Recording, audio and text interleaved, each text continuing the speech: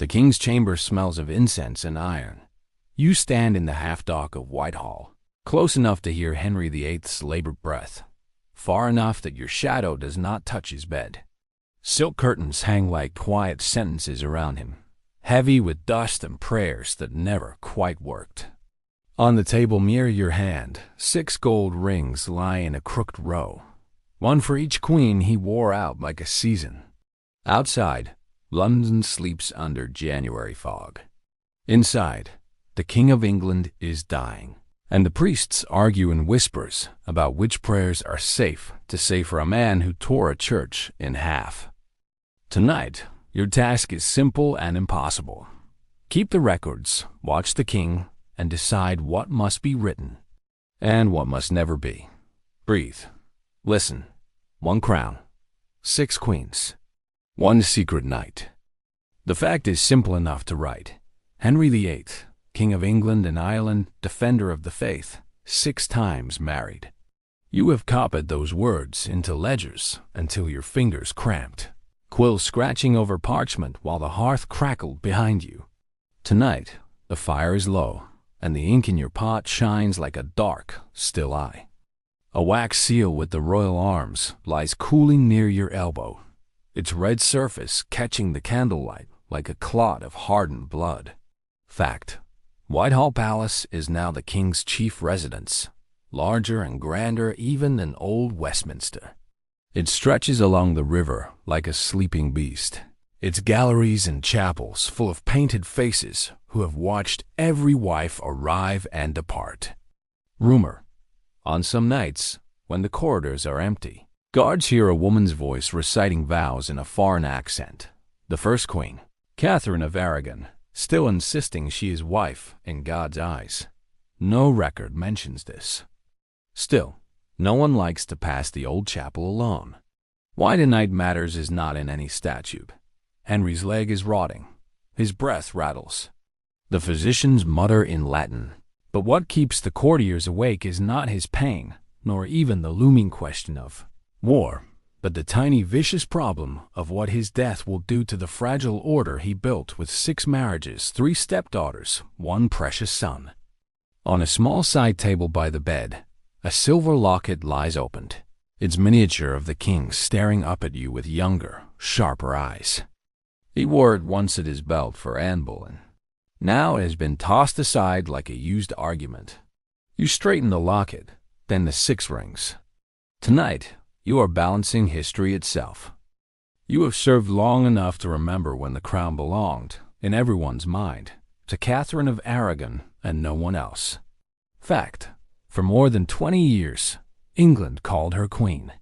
Spanish-born, pious, stubborn, she knelt on cold stone floors until her knees bled, praying for sons who never lived long enough to wear their tiny embroidered caps. Rumor: in a private letter, she wrote that she would rather die a queen than live as a set-aside wife. That letter was never entered into the official record. You saw it once, years ago, before a bishop folded it under his sleeve like contraband. You think of her now as you adjust a heavy gold ring on the table, the one she once wore, still bearing the faint scratch where she refused to surrender it. She fought the king not with armies, but with the law of the church, insisting the marriage was valid, indissoluble, a sacrament written in God's own ink. Then came Anne Boleyn. Dark eyes, quick laughter, sharp tongue. Where Catherine knelt, Anne danced. Where Catherine prayed, Anne plotted. Fact: to marry Anne, Henry broke with Rome, declared himself supreme head of the Church of England, and unmade 1,000 years of obedience in a few brutal acts of Parliament. Rumor: on the night before the break, Anne sent him a small silver key, wrapped in silk, with a note: "Let us open what has been locked too long." If the key existed, it is gone now. You watch the king's chest rise and fall, the silk of his nightshirt strained over his bulk. His hand twitches once, as if reaching for a woman who is no longer there, for a key that no longer fits any lock. The rings gleam softly. 1 crown, 2 wives, and already the country had begun to bleed. Jane Seymour's ring is the plainest of the 6, but tonight it seemed the heaviest. Fact: Jane gave the king what no other wife had, Prince Edward, living, baptized, swaddled in cloth of gold. 12 days later she was dead, and Henry called her his true and rightful wife. No other queen's portrait hangs by his deathbed, only hers, eyes lowered, hands folded like a quiet apology. Rumor: Jane once kept a folded scrap of parchment sewn into the lining of her sleeve, a list of the names of those who had fallen so she could rise. Catherine set aside and condemned. You never saw the paper, but you did mend a torn sleeve, your fingers brushing the stiff outline of something hidden. On the bedside table rests object number 1, a small list in your own hand, prepared years ago for Cromwell. 6 columns, 6 names, 6 fates. Marriages, annulments, executions, deaths in childbed. Every queen reduced to ink and verdict. Some historians insist this part was exaggerated to ruin a reputation, but the winter letters suggest something else. You remember writing that line in a private memorandum about Cromwell. Esfall, how some said he had pushed the king too eagerly toward Anne of Cleves, misreading a portrait, misjudging a temper. Yet the letters you copied that winter told another story. A king growing more suspicious, more cruel, needing someone to blame for his disappointments. Holbein's portrait of Anne of Cleves still hangs in another gallery, the colors fading under smoke. Fact: Henry complained she did not match her image. He called her a Flanders Mare.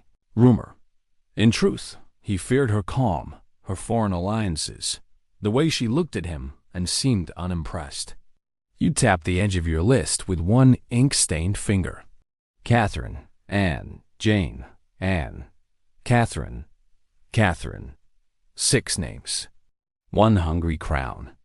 The chamber feels smaller as the night thickens, the air heavy with sweat, incense, and the iron tang of the king's wound.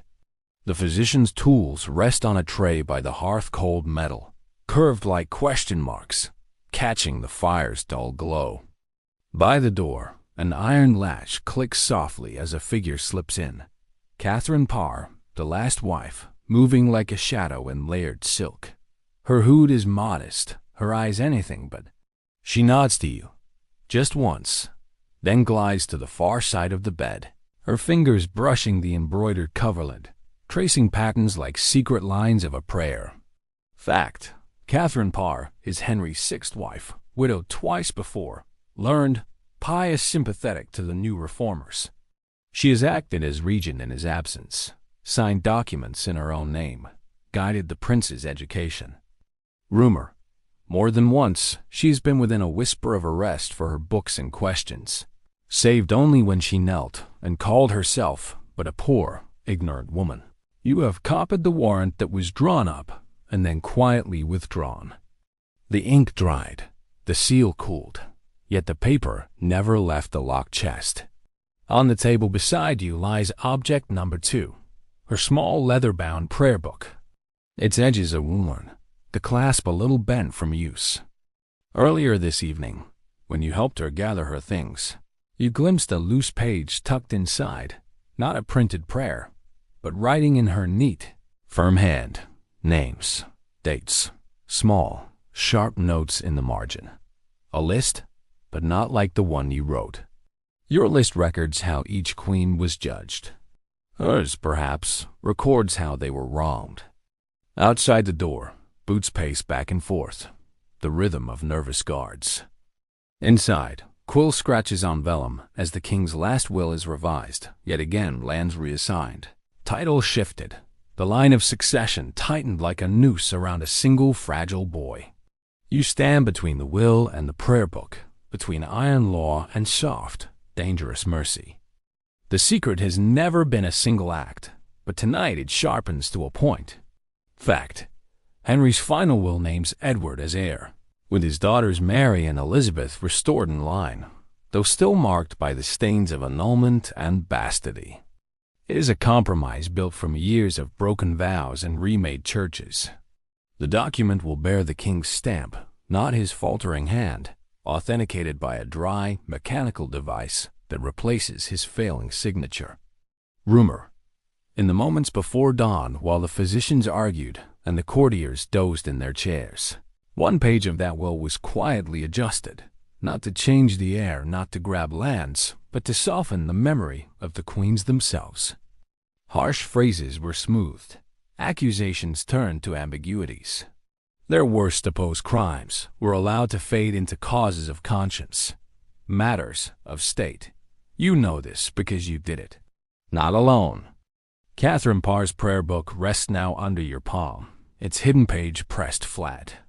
Earlier, when no one watched, she whispered to you that England would tear itself apart if every child learned their king murdered saints and angels in his bed. Let them be remembered as wives, she said, not as monsters. So you smoothed the words. You left the scaffold, but erased the screams. The crown stays hungry. History, you have starved. The 6 rings lie in their crooked row, and you understand who truly benefits. Not the dead queens, not even Henry, but the fragile future that must believe its throne is at least half clean. Dawn seeps into the shutters, thin and gray, softening the sharp edges of the chamber. The hearth has sunk to embers. The iron tools on the tray are still. Henry VIII lies motionless beneath his silk coverings, his breath a shallow whisper, his face collapsed into something almost ordinary. You close the locket on the table, the younger king's painted eyes finally shut. One by one, you gather the 6 rings into your hand. Gold warms slowly against your skin, each band a circle with no clear beginning, no honest end. On the desk, the will waits with its wax seal, smooth and perfect. In your sleeve, the key to a small chest presses against your wrist, a chest where drafts, letters, and the truth about 6 queens will sleep a little longer. Breathe. Listen. The river outside moves on. England will too. And as you step away from the bed, from the crown, from the soft weight of 6 silent stories, you understand. You have chosen what the world will remember, and what it will never quite know. Tonight, you will know why.